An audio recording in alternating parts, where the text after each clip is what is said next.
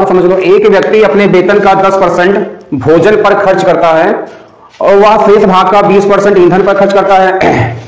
यदि उसके पास 4,680 रुपए शेष है तो उसका वेतन कितना है?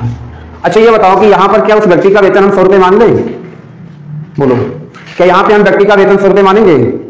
नहीं मानेंगे। रीजन क्या है? क्योंकि जो उसकी बचत है ना, वो 4,680 रुपए अमाउंट में दे रखा है। ठीक है ना? देखो 100 रुपए हम कब मानते हैं? जब हमें कोई चीज परसेंटेज में ही कैलकुलेट करनी हो, वृद्धि, कमी, बचत, है ना, केवल परसेंटेज में दिया गया हो, परसेंटेज में हमें आंसर लाना हो। समझ मेरी बात को? क्वेश्चन में कोई भी कैलकुलेशन, क्वेश्चन में कोई भी कंडीशन केवल परसेंटेज में दिया गया है और आंसर में क्या निकालना है? केवल परसेंटेज में।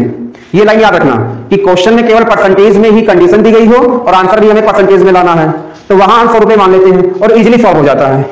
लेकिन जब अमाउंट दिया जाएगा, चाहे उसकी इनकम का अमाउंट हो, चाहे उसकी बचत का अमाउंट हो और चाहे उसके खर्च का अमाउंट हो, ठीक है ना, तो हमेशा ध्यान रखना तब हम वेरिएबल के फॉर्म में इस क्वेश्चन को सॉल्व करते हैं, वेरिएबल लेकर। चलिए, वेतन हमें निकालना है। क्या करेंगे यहां पर हम? देखो, माना वेतन x रुपए, ठीक है, वेतन x ले लिया। अब देखो x का 10% भोजन पे खर्च करता है। चलिए देखो, भोजन पर खर्च x का 10% कितना आएगा? x मल्टीप्लाई 10/100, 10 दाम 100 पड़ गया ना, x/10 रुपीज, ये भोजन पे खर्च आया। अब शेष अमाउंट निकाल लो। शेष कितना हुआ? x माइनस x/10, ये आ जाएगा 10x minus x/10 equal to आ जाएगा 9x/10। ये शेष बचा। भोजन पर 10% खर्च करने के बाद उसके पास शेष कितना बचा? 9/10 x रुपीज। ठीक है, इतना बचा। अब देखिए लिखा हुआ है कि शेष भाग का 20% किस पे खर्च करता है? ईंधन पर, चाहे वो रसोई का ईंधन हो, गैस वगैरह, या उसकी गाड़ी का ईंधन हो, है ना, तो 20% ईंधन पे खर्च करता है।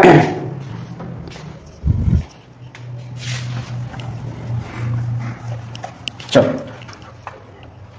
अब ईंधन पर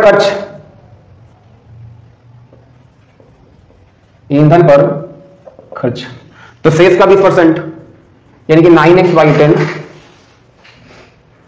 मल्टीप्लाई 20/100, ठीक है, ये कट गया। 9 दूनी 18, x बटे 10 दाम 100, 2 9 18, 50 दूना 100, यानी कि 9x/50 रुपीज। ये ईंधन पे खर्च हुआ, ये ईंधन पर जितना शेष बचा उसका 20%। चलिए अब निकाल लो शेष फिर एक बार। तो पहले शेष ये था, ठीक है, इसका ये परसेंटेज आ गया 20% इतना, तो शेष कैसे निकालोगे? 9x/10 मल्टीप्लाई माइनस 9x/50, दोनों का लासा बराबर कर लो। 10 × 50, 9 × 45x माइनस 9x और 10 × 50, 45 में 9 गया, कितना बचा? 36 x/50, ये आएगा, ठीक है, 36 x/50। अब ये बताओ बच्चों कि ये 36 x/50 है जो आखिरी में बचता है, ये है क्या? यही तो बचत है ना।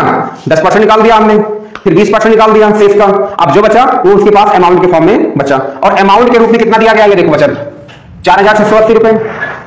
तो ये जो 4,680 रुपए है किसके बराबर हुआ? इसी बचत के बराबर तो हुआ। आ रही बात समझ में? ये जो 4,680 रुपए है इसी के बराबर है, यही तो बचत है।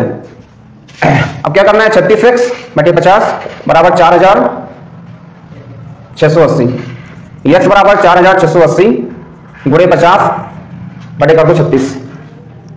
चलो 18 दूना 36, 25 दूना 50, 2 9 18, 2 दूनी 4, 2 3 6, 2 4 8, x बराबर कितना आ गया? 23 40/9। चलो अब क्या देखो, 23, एक मिनट, 25 में मल्टीप्लाई में ध्यान रखना, बटे 9, 23 40 मल्टीप्लाई 25 बटे 9। तो अब 23 40 को 9 से भाग कर दो, 9 त्रिक 27, ज्यादा चला जाएगा, है ना। 9 दूनी 18, बचा 5, 4 को 6 9 54, कट गया, एक 0 बचा ना, 0 लिख दो। अब देखो x बराबर कितना आया बच्चों? 260 मल्टीप्लाई 25, 260 का 25 से मल्टीप्लाई कर दो, 0 6 पंचे 30, 5 दूनी 10, 3 13, 6 दूनी 12, 2 दूनी 4 1 5 0 0 3 2 5 5 1 6, 6500 आया है। 6500 रुपए कोई ऑप्शन है इसमें? ये ऑप्शन सी इज करेक्ट। उसकी जो इनकम थी कितनी थी? 6500 रुपए।